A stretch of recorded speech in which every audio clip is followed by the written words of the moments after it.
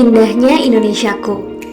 Dengan laut yang membentang luas dan mendominasi 2/3 wilayah di Indonesia, terdapat berbagai kekayaan sumber daya di dalamnya yang patut untuk kita banggakan. Seperti si lobster yang menawan ini. Siapa yang tidak suka sebutan nama latin Panulirus sp yang rasanya lezat dan kaya akan protein? Tentu banyak yang menyukainya. Tidak hanya masyarakat domestik, namun juga menarik para konsumen mancanegara.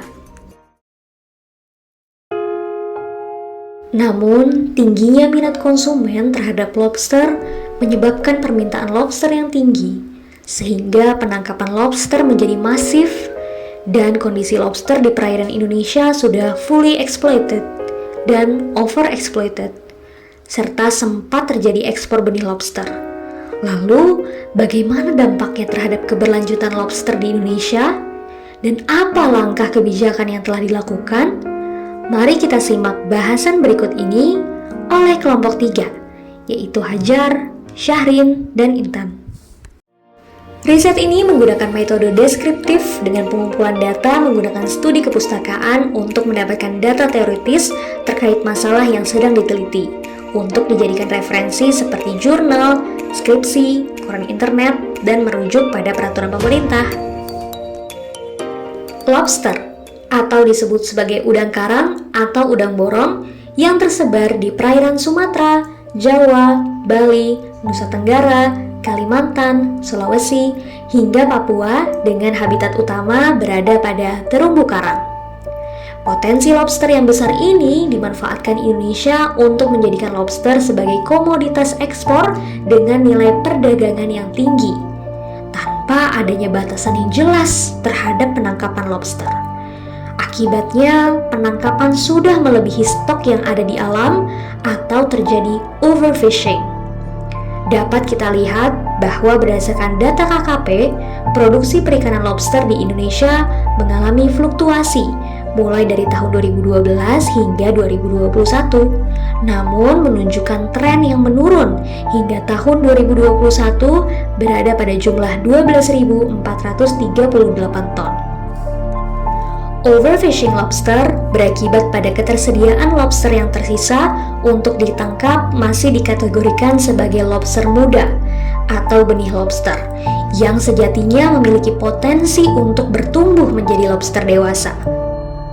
Sayangnya, penangkapan benih lobster ini menjadi andalan bagi para nelayan kecil untuk menggantungkan hidupnya. Kurangnya pengetahuan menyebabkan nelayan hanya terfokus pada keuntungan ekonominya saja, sehingga effort penangkapan benih lobster menjadi tinggi. Aktivitas budidaya lobster di Indonesia juga masih menunjukkan ketidakoptimalan, di mana hanya 3,09% produksi lobster di Indonesia yang bersumber dari budidaya, sedangkan sisanya sebesar 96,91% bersumber dari perikanan tangkap. Hal ini akan mengurangi ketersediaan benih lobster sebagai plasma nutfah yang dinilai lebih mudah dan cepat dibanding melakukan budidaya lobster, sehingga ketersediaannya sangat bergantung pada kondisi lingkungan yang tidak dapat diprediksi. Permasalahan penangkapan benih lobster menjadi pelik dan membutuhkan kajian yang lebih dalam.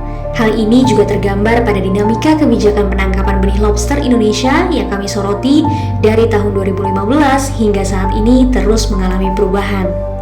Kebijakan yang ada di Indonesia mengenai pengelolaan lobster mulai diatur pada Peraturan Menteri Kelautan dan Perikanan atau Permen KP nomor 1 tahun 2015 yang diubah menjadi Permen KP nomor 56 tahun 2016, memiliki tujuan dalam langkah pelestarian perikanan berkelanjutan melalui pengurangan eksploitasi ikan berlebihan atau overfishing, peningkatan nilai jual ikan, serta pemeliharaan alam. Pada perubahan permen ini, tidak diperbolehkan adanya penangkapan benih lobster, baik untuk kegiatan jual beli maupun kegiatan budidaya. Adapun lobster yang boleh ditangkap memiliki ketentuan tidak dalam kondisi bertelur.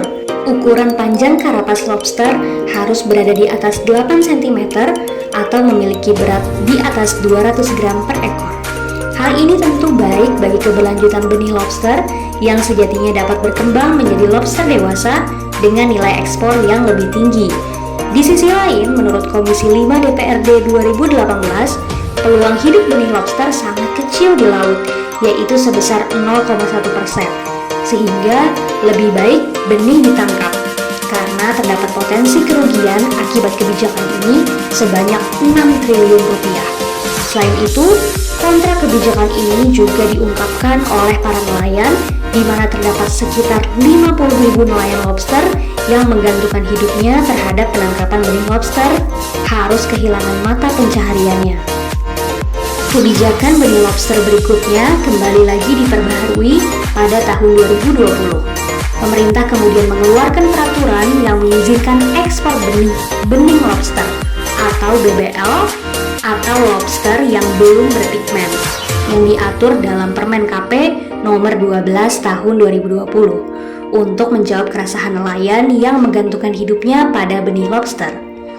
Kebijakan ini juga dianggap dapat menyelesaikan kasus penyelundupan benih lobster ke luar negeri atau illegal fishing yang semakin marak akibat tidak diperbolehkannya ekspor benih lobster. Namun, permen ini menuai banyak kritikan karena terganggunya keberlanjutan benih lobster, di mana dikhawatirkan akan terjadi eksploitasi besar-besaran terhadap benih lobster, sehingga dapat mempercepat kepunahan komunitas lobster Indonesia. Dan secara tidak langsung, kerugian ekonomi akan ditimbulkan di masa mendatang. Peraturan tak berhenti sampai sini.